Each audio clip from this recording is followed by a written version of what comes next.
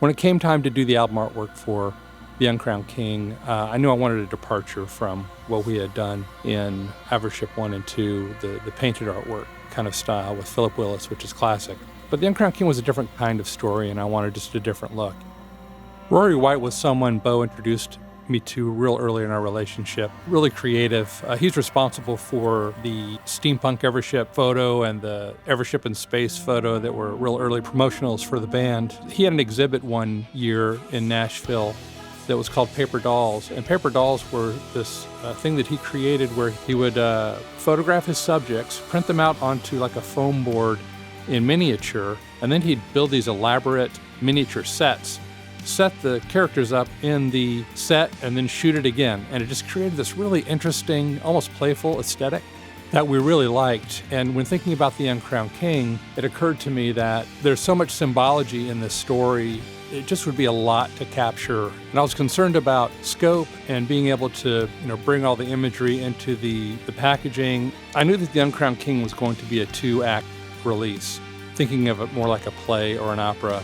And the story is full of imagery. And it was important to me that there was a proper distribution between Act 1 and Act 2. And in the first album cover, we have the brothers looking over from the land of all the time to yet to come, with the ruby flame kind of lighting up the sky. It was very red, like ruby is a very dark, dark red, and it kind of comes off like real bloody.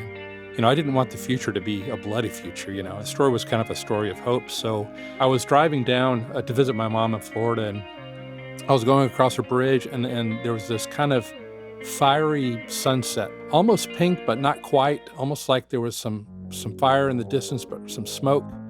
And I thought that was the color that I was wanting. And so I took a picture and sent it to Rory, and we changed the lighting some more and kind of got what you see on the album cover. It's a real interesting color and popped really well amidst all of the other dark colors that are in the prog album market. And Rory came up with this idea of embedding some symbology into the tower itself with the gates. You have the gate of opportunity and the gate of chance, and I wanted to work those ideas in there somewhere. And so Rory came up with this idea of, for example, for chance, we could have cards and dice. So Rory knows Scarpati, who did the Roll the Bones album cover for Rush, who incidentally used his son on the album cover as well. And he gave him some ideas about how to age dice, make them look really cool. We bought these bone die from a guy who makes them in the UK. And if you're looking at the album cover, you can see where seems to be is standing. And if you look below him into the tower, you'll see embedded in there his notions of chance, like maybe I can change my story because my brother's going to be the king. I'm not. He's kind of conniving in a way, and he's a little skeptical of the future. You can see the way he's standing. During the photo shoot, we took some opportunities to do some inside artwork, which people who stream, they don't get to see that. They only get to see the album cover. Inside, you'll see what I call family photos, as if you were inside the castle, so you can see King Whatsoever You Think posing with the twin brothers. We even built a crown, who's also kind of a character in the story.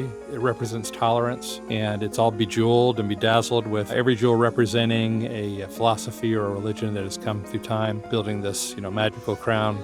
And then on the back, you kind of have this other dimension of the Uncrowned King, and that's the pilgrim who's actually being told this story by the four voices of life. And so on the back of the CD, you'll see kind of a rendering of the quiet room where he's experiencing this story.